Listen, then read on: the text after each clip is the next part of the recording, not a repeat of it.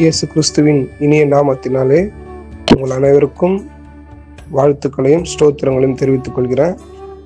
இன்றைய தினத்தில் இந்த வேத வசனத்தில் அடங்கியிருக்கிற ஒரு சத்தியத்தை நம்ம பார்ப்போம். இது எல்லாருக்குமே தெரிஞ்ச ஒரு வேத வசனம் தான்.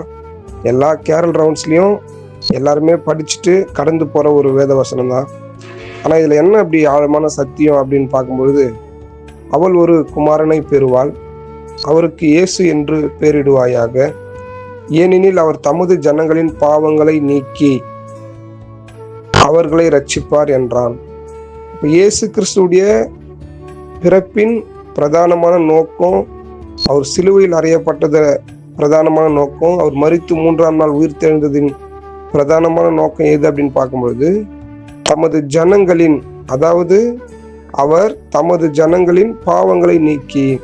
இப்போ இயேசு கிறிஸ்து இந்த உலகத்துல பிறந்தது எதற்காக அப்படின்னு பார்க்கும்பொழுது, ஒரு மனுஷனை பெரிய பணக்காரனா மாத்துறதுக்கோ, இல்லை ஒரு மனுஷனை பெரிய பதவியில அமர வைக்கணுன்ற நோக்கத்துக்கோ, இல்லை நாம எதிர்பார்த்து கொண்டிருக்கிற காரியங்கள்ல கர்த்தர் நமக்கு ஜெயத்தை கொடுக்கணும் அப்படின்றதுக்கோ கிடையாது.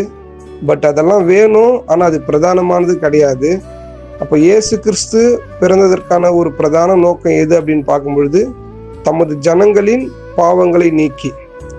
அப்போ இன்னைக்கு இயேசு கிறிஸ்து எனக்குள்ள பிறந்திருக்கிறாரு அப்படின்னு பார்க்கும்பொழுது, இத்தனை வருஷம் ஆயிருக்குது, நான் சபைக்கு போறேன், வேதத்தை வாசிக்கிறேன், ப்ரேயர் பண்றேன், ஸோ எல்லாமே எனக்கு தெரியுது. பட் எனக்குள்ள இருக்கிற பாவங்கள் என்னை விட்டு போயிருக்குதா?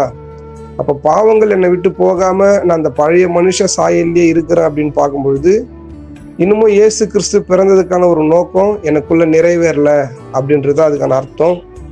அப்போ இயேசு கிறிஸ்து எனக்குள்ள பிறந்திருக்கிறாரு அப்படின்னு நான் எதை வச்சு கண்டுபிடிக்கலாம்னா, எனக்குள்ள இருக்கிற அந்த பழைய காரியங்கள், கெட்ட வார்த்தை பேசுறது, முறுமுறுக்கிறது, கோவப்படுறது, விபச்சாரம், வேசித்தனம், இது மாதிரி வேதத்துல எவ்வளவோ பாவ காரியங்கள் சொல்லப்பட்டிருக்குது. இது எல்லாமே இல்லாதபடிக்கு என்னை ஒவ்வொரு நாளும் நான் சீர்தூக்கி பார்த்து அதுல இருந்து நான் விடுதலை ஆகுறேன் அப்படின்னா, இயேசு கிறிஸ்து பிறந்ததுக்கான ஒரு நோக்கம் எனக்குள்ள நிறைவேறுதுன்னு அப்படின்னு அர்த்தம்.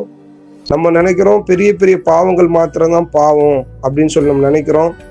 ஆனால் ரோமர் நீங்க வாசிச்சு பார்த்தீங்க, 1ஆம் அதிகாரம் கடைசியில எல்லாம் வாசிச்சு பார்த்தீங்கன்னா, வாக்குவாதம் பண்றது கூட பாவம், அடுத்தவங்களை பத்தி இன்னொருத்தர்கிட்ட தப்பா சொல்றது கூட பாவம் அப்படின்லாம் வேதத்துல நிறைய வசனங்கள் இருக்குது. அதனால கொஞ்சம் நம்ம யோசிச்சு இந்த வேத வசனத்தை வெறும் கேரல் ரவுண்ட்ஸ்க்கு மட்டும் அப்படின்னு நினைக்காம, இயேசு கிறிஸ்து பிறந்ததுக்கான ஒரு நோக்கம் என்ன அப்படின்னு பார்க்கும்போது, பாவங்களை நீக்கி. அப்ப எனக்குள்ள இருக்கிற பாவங்கள் என்னை விட்டு போயிருக்குதா? ஒரே ஒரு காரியத்தை சொல்லி நான் இதை முடிக்கணும்னு ஆசைப்படுறேன். பர்த்திமேயுன்ற குருடன் எல்லார்கிட்டையும் பிச்சை கேட்கறான், ஆனா இயேசு கிட்ட மட்டும் எனக்கு பார்வை கொடுங்க அப்படின்னு கேட்கறான். ஏன்னா அவனுக்கு தெரியும் எல்லாரும் பிச்சை கேட்டா எனக்கு கொடுத்துருவாங்க, ஆனா இயேசு மாத்திரம்தான் எனக்கு பார்வையை கொடுப்பாரு. அந்த ஒரு ஆழமான சத்தியம் அவனுக்கு தெரிஞ்சிருந்தது. அதனால அவன் இயேசு கிட்ட பார்வையை கேட்டான், இயேசு கொடுத்தாரு. அவன் அன்னையிலிருந்து சந்தோஷமான ஒரு வாழ்க்கை வாழ்ந்தான். அது போல இன்னைக்கு நான் தேடுகிற எல்லா உலக காரியங்களும் எல்லா மனிதர்களாலும், அல்லது நான் ஒரு வேலையை செஞ்சா கூட எனக்கு கிடைச்சிரும். ஆனா பரிசுத்தன்றது இயேசுவால மாத்திரமே தர முடிஞ்ச ஒரு காரியம்.